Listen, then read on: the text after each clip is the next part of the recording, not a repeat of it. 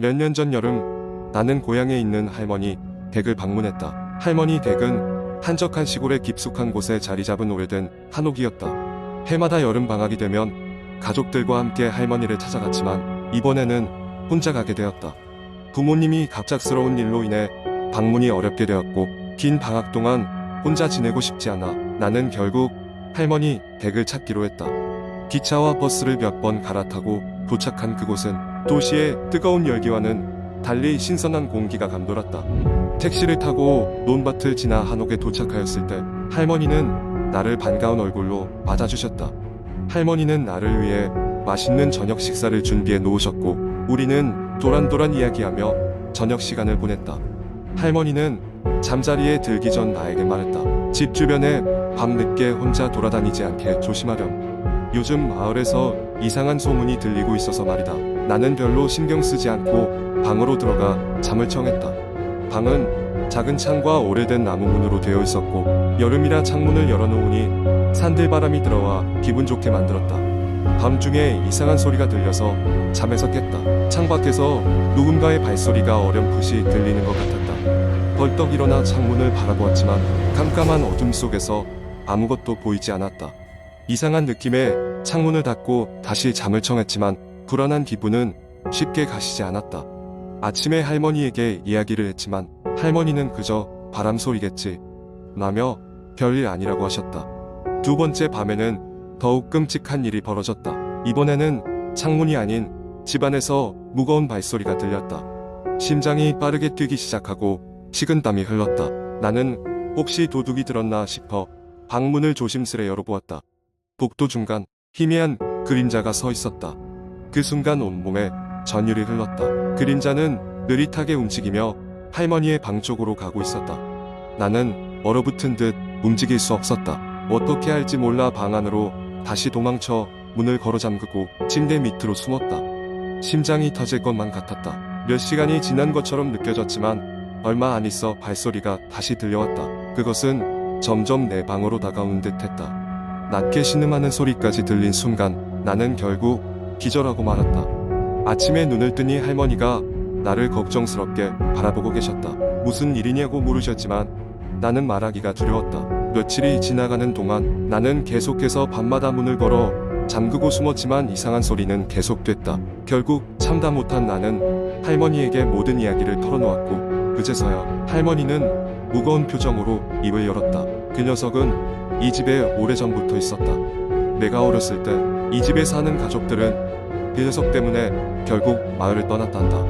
하지만 할아버지가 이 집을 사오셔서 우리는 여기 눌러 살게 되었지. 처음엔 나도 무서웠지만 그저 가족처럼 여기면서 무시하고 살기로 했단다. 할머니는 그 이야기를 하며 그저 조심스럽게 행동하면 아무 일도 생기지 않을 것이라며 나를 안심시키려 했다. 나는 도저히 그 이야기를 믿을 수 없었고 두려움에 떨기만 했다. 마지막 밤은 유독 더웠다. 창문을 열어놓고 자리를 정리하려던 순간 마치 내 이름을 부르는 듯한 속삭임이 들렸다. 나는 얼어붙은 채 소리가 나는 방향을 바라보았다. 창문 너머 그 그림자가 서 있었다. 이전의 모습과는 달리 그 그림자는 점점 선명한 사람의 형태를 띠며 나를 쳐다보았다. 그때 나는 결심했다. 혼자 두려움에 떨기보다는 용기를 내기로 했다. 목소리를 내어 누구십니까? 라고 물었다. 그러자 그림자는 천천히 사라지며 나지막이 웃음소리를 냈다.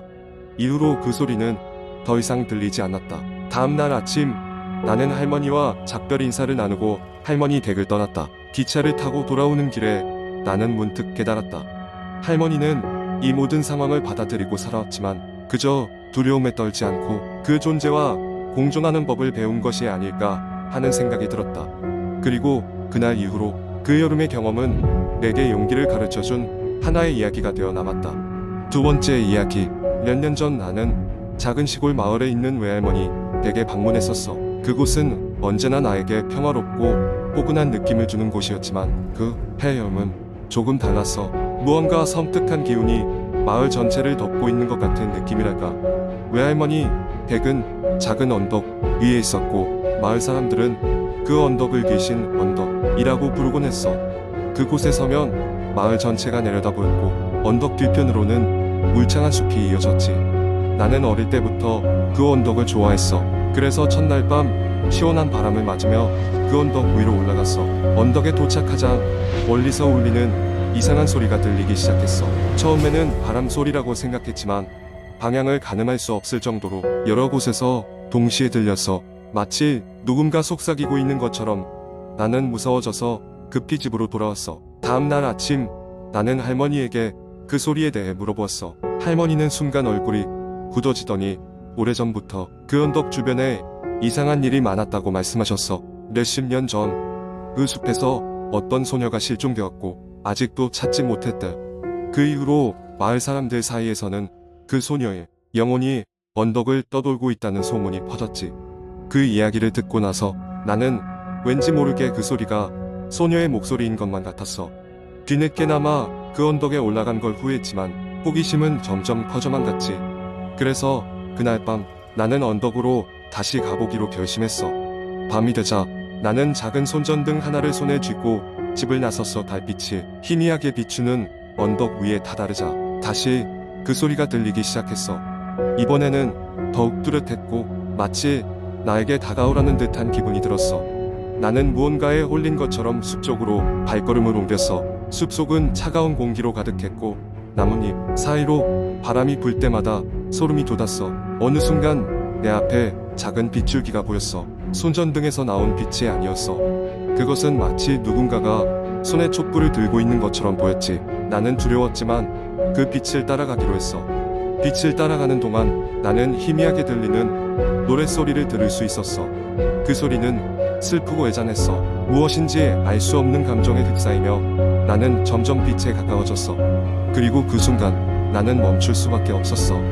눈앞에는 긴 머리카락에 흰 옷을 입은 소녀가 서 있었어. 그녀는 나와 눈이 마주치자 슬픈 미소를 지으며 사라졌어. 동시에 주위의 모든 소리도 사라졌어. 나는 정신이 번쩍 들어 뒤돌아보니 내가 있던 곳은 숲이 아니었어. 마치 다른 세상 같은 곳이었고 나는 그곳에서 길을 잃어버린 듯했어. 나는 급히 뒤로 돌아 외할머니 댁으로 달려갔어. 숨을 헐떡이며 집에 도착했을 때 나는 다시 언덕 위에 있는 자신을 발견했어. 마치 아무 일도 없었던 것처럼. 그날 이후로 나는 언덕에 가는 것을 두려워했어. 그곳에서 본 소녀는 여전히 내가 머릿속에서 지워지지 않아. 그리고 그 일이 있은 후 마을 사람들은 더 이상 그곳을 귀신 언덕이라고 부르지 않았어. 대신 이제는 소녀의 언덕이라고 불리지. 시간이 흘렀지만 나는 여전히 그곳을 돌아보지 않아. 하지만 소녀의 슬픈 미소는 언제나 내 기억 속에 남아있을 거야. 그것은 마치 그녀가 언젠가 다시 나를 부를 것 같다는 두려움과 함께 말이지. 세 번째 이야기. 한국 인터넷 커뮤니티에는 수많은 공포 이야기가 떠돌고 있습니다. 그중 하나의 긴 이야기를 소개하려 합니다. 이 이야기는 친구들과 한적한 시골에서 시간을 보내기로 하면서 시작됩니다.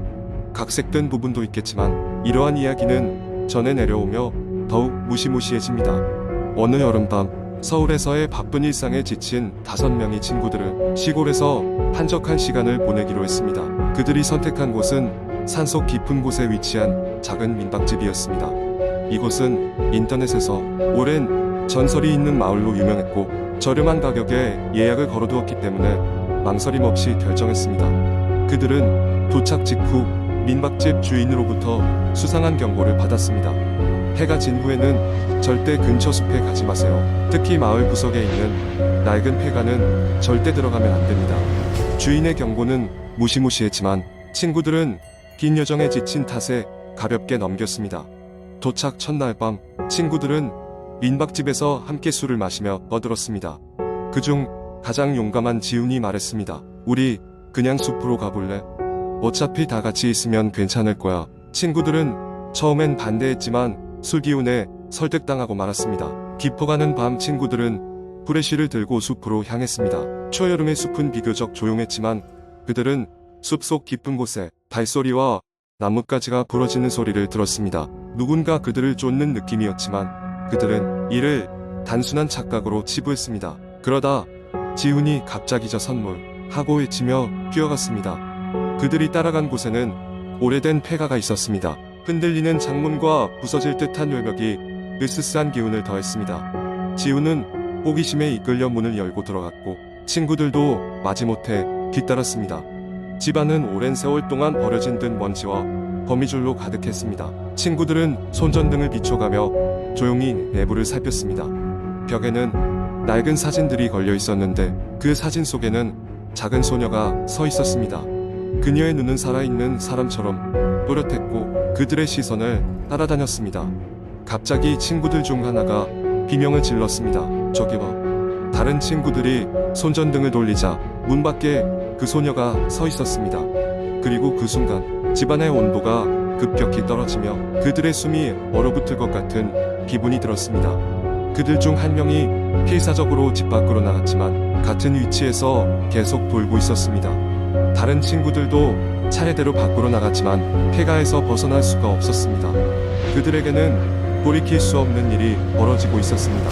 며칠 후 마을의 어느 주민이 폐가 앞에서 경찰을 부르는 사건이 발생했습니다. 그곳에는 5친구의 물품들이 남겨져 있었으나 그들의 흔적은 어디에서도 찾을 수가 없었습니다. 그 후로도 그곳에서는 사람들의 실종이 계속되었습니다. 사람들은 폐가를 피했지만 지나갈 때마다 기묘한 웃음소리를 들었다고 주장하는 이들이 많았습니다. 민박집 주인은 그 후로 더 이상 사람을 받지 않기로 했습니다. 이렇듯 한국의 공포썰은 때때로 우리에게 경각심을 심어주기도 하며 이야기를 듣는 이들에게 상상의 공포를 불러일으킵니다. 각자의 상상에 맡겨진 이런 이야기들은 언제나 섬뜩한 뒷맛을 남깁니다.